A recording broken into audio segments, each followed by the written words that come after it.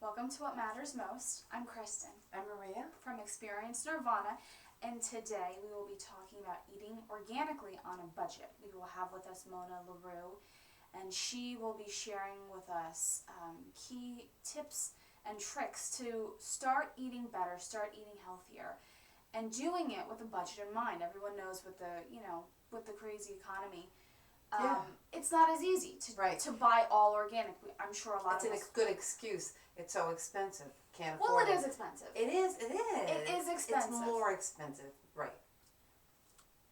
Right. So, me personally, what I started doing is I do buy organic sometimes when I can. But I did start a garden. I bought organic seeds. I went to Walmart, so it wasn't expensive. And I have a lettuce garden. We've got tomatoes and peppers. Right, and we did the same thing. Right. Right, and so what I chose to do was at least start there. And I thought, okay, well, at least every day, once my produce has grown, I can have a fresh salad. Yeah, and actually what we were talking about, because we were so inspired and so happy with our initial results. Right. This is our first go around with doing any type of food gardening. Right. That we thought, well, going forward next year, maybe I'll grow certain things, and then you said We'll share. We'll share. Right. Because what kind of happens is as you're growing this garden, Right. you have this abundance. Like right now, I've got eggplant that are going to be coming out.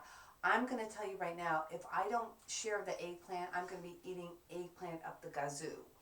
And it happens, right? It happens with tomatoes. Everything. Sure. I have tons of lettuce. The deer ate mine, so I do suggest getting fencing because they will eat it, and then it's really upsetting. But it's so inexpensive to do this, and if you start with just a small, if you think of actually growing a huge garden, it might seem like, oh my God, that's overwhelming. And here's the next thing I want to say.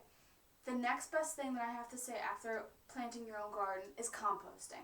Oh, the composting. Composting, at least for me, I've seen the results. We've been composting for about a year. Yeah. And we took our first bucket of compost and we used it all as fresh topsoil for our garden. So I didn't have to go out and buy organic soil and spend money on that. I used the compost that I've been collecting all year. You put a little bucket in your kitchen, and when you get the remains of your, the ends of your tomatoes, your cucumbers, banana peels, anything. Food product, other than meat, no meat. You don't do meat. The only reason I found out, the only reason why you don't do meat is because if it's outside, it'll attract animals. That's the only reason. But technically, it would biodegrade too. Right. Anything, as eggshells.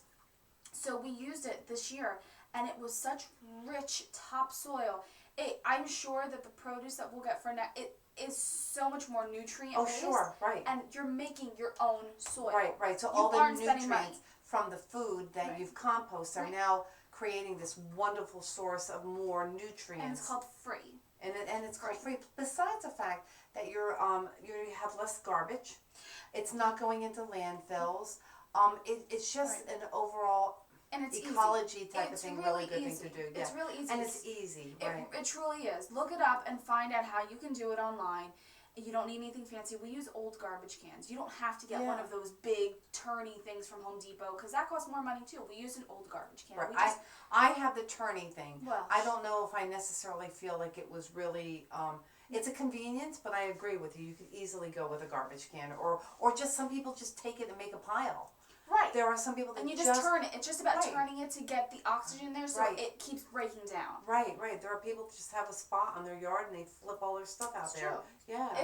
There's a lot of ways to do things without having, because you start to think, well, I've got to do it this way, I've got to do it that way. There's a lot of inexpensive ways if you just get a little creative. Right. So I do think that's the basis, at least. I think organic growing is...